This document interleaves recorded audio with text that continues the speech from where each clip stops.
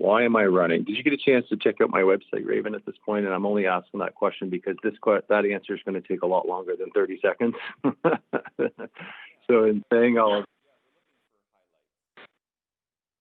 so in saying all that, Raven, I think it's pretty clear with me is that I'm very driven and connected within my community.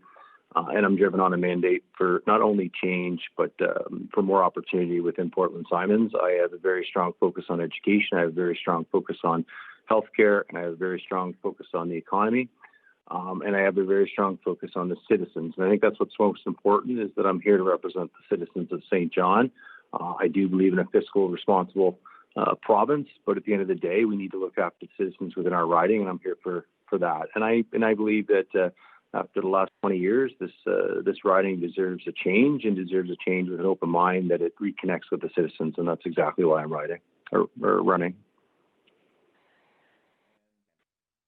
Well, I've been in our riding for almost 17 years. I lived at one point in our riding in one household for almost 9 years, and then have built a home, and I've been down there for close to a decade in our riding. So I'm rooted in our riding. I've been around. I've built businesses in this riding, and I've invested in this riding significantly over the last decade as well. Without divulging too far into that, my daughter was born in this riding. My family has grown up in this riding, and I reside here because I love it. So. How my time living in Brunswick? Well, I wake up every morning. I read world news. I read national news. I read provincial news, and I read local news. And I think that's really important to have an understanding that we step back and we have a clear understanding of how we got here, policies that are coming from federal to provincial and down to municipal, and how they all tie together, and having a clear understanding of how that impacts our community. And so that could range from facilities in our neighborhood, like the St. John Regional Hospital that's in our riding, the university that's in our riding, and also economic opportunities that we're seeing in our riding. So to answer your question, I'm informed because I do the homework. Well, I think I touched on those bullet points already. I mean, I built a school here in our riding, a forest school, which started with 5 kids and now has over 70 kids that attend full time from September through to June. And if you want to step back and look at that, I'm very focused and rooted within our youth. And I recognize the youth are our next generation coming up in our future. So I guess building a school in our community is a good way to show that I'm educated enough to support this riding. Well, it may sound broad, but I've contributed significantly through our foundation to the St. John Regional Hospital. I'm a heart patient there as well, so healthcare is very important to me, and ensuring that we're conscious that that's available and accessible to all walks of life in our riding. In saying that, education is a really important one for me. We, through building of our forest school, have developed a system that has significant impacts on our youth and all learning styles and all behavior styles. So, we want that focus to move forward as well in education. And the economy is huge. I'm probably one of the few candidates that actually did the environmental impact assessment response on an interchange project that was announced several years ago, and that was a major economic opportunity for Portland Simonds that has been shelved by the BC government. And so for me, the economy is what's going to provide opportunities for our citizens and jobs for our citizens right here in Portland Simonds. So there's some key factors that are important to me. I think the Liberal Party has taken a real progressive approach in that.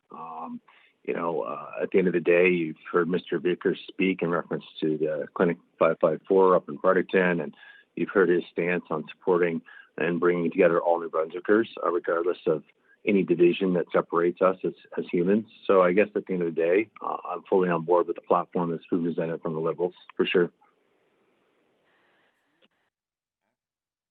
Well, that's a loaded one for sure. I mean, at the end of the day, there's a simple solution to that, and it's no different than a lot of our solutions. It requires financial investment.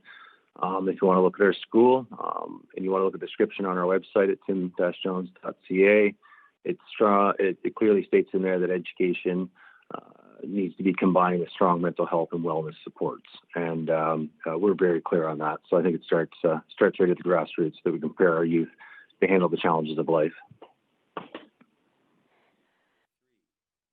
Well, the Liberal Party took a stand on that.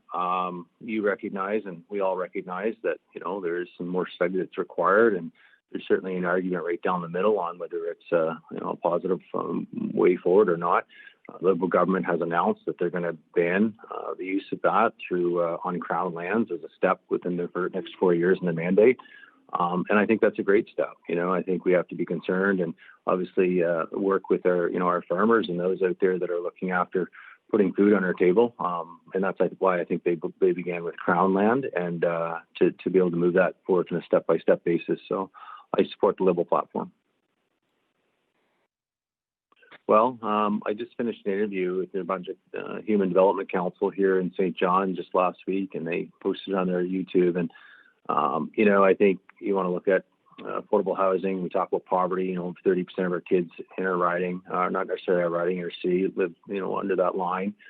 And at the end of the day, it needs our attention. It needs our attention right from the grassroots, from education, so we can break the cycle of poverty. But at the same time, it's going to require a financial investment to ensure that we have the affordable housing to begin that. So that's how I feel about that. I've never studied it. I'm going to be completely frank with you. It's one of those jobs, though, that I will say saves our lives. And I don't take that lightly. I think at the end of the day, if I had the opportunity to sit down and have a clear understanding of where the shortfalls are from the police association and where the shortfalls are from the city of St. John, and, I'm just speaking to our municipality in itself, then I'd have a better position going forward. What I do know, though, is that those positions save our lives, and when we need them the most, they're there. And I think that that's something we need to do, is continue to protect the citizens, the most vulnerable within our city. And so for me, it would just be a matter of sitting down, having a better understanding of where those gaps lie. But I fully support a fiscal, responsible city, and I also fully support those that are out there risking their lives every day for us. So I think there's a fine balance in all of that. I would love to be able to sit down and have a better understanding of what those numbers look like. And you're asking me what question in reference to that? Do I think it's had the attention it needs? Do I think it needs more attention? What are you referring to? Well, I think at the end of the day, if we have one issue, that's too many. I believe every case matters. I believe that every situation deserves an investigation, and I think every situation deserves the follow-up and the answers that are required. As far as how I feel about it today, again, it's difficult for me to comment when you're looking at it as a holistic sort of question versus on a case-by-case specific scenario.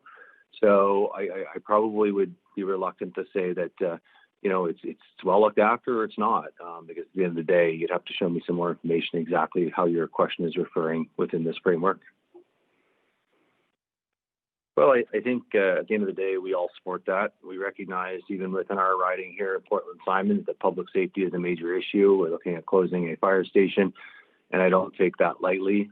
In my opinion, in my view, we have a lot of seniors that live in our neighborhoods, and at the end of the day, I think it's important that we recognize that services need to be available there for them. So I guess, when you step back and you look at public safety, that's certainly a key interest for us. But how do we get there? I think through tax reform and is how we get there. I think Vickers had announced there just last week that industrial tax, he's looking to keep that in the cities. And if you look at the city of St. John, that's the type of city we are. He never talked about raising them. He just talked about leaving them in those cities. And that's a great first step for economic health and stabilizing the city of St. John. So for me, I fully support tax reform. Well, the Higgs government left millions of dollars and walked out of meetings in Ottawa when the rest of the provinces jumped on board. And I think if you read about it loud and clear, our transportation is a must in any city, for not only all citizens, but specifically for those that are most vulnerable that require it. And so if we're leaving money in Ottawa during a time when our transportation infrastructure is struggling, I struggle with that. I think that we had a missed opportunity, and I think it deserves more attention. Yeah, that's a loaded one, and that's a provincial question versus St. John in itself. And what I mean by that is that we have provincial programs that are heavily weighted towards, trying to be able to support that affordability for childcare. I'm a believer in that. I mean, at the end of the day, if we're not able to take our kids to childcare and go to work because it's costing us too much, then we're better off staying home. And that's not the cycle that we're looking for. We want to get people out and get them moving. So I think that's a provincial matter more so than actually here specifically in St. John. We follow the Department of Education as it relates to childcare. Therefore, we're following the Early Childhood Education Act, and so it's not all well defined within that. So I think it's a priority not only within St. John. I think it's a priority in our province. I think we all have the ability for through social media, through free speech now. So I mean, if we want to step back and look at media can be defined as newsprint, can be defined as radio. It could also be defined as social media. And so I think we all have a free range on platform to be able to speak and how we feel in this environment. And at the end of the day, I think that's what we all require. That's what we need, and that's what makes us all strong. I mean, if you want to look at Flip St. John in itself and how you've been able to get there through media, I mean, it's been through our local CBC, and it's also been through social media platforms to be able to get your message out. And you've done it loud and clear, and you've done a good job with it. So in saying that, I think it's well balanced at this point, and because we've been given new mediums to communicate over the last 10 years or 15 years, 20 years, I think the balance is there, and we're able to hold to account, whatever issue or concern we have, and I think that's important.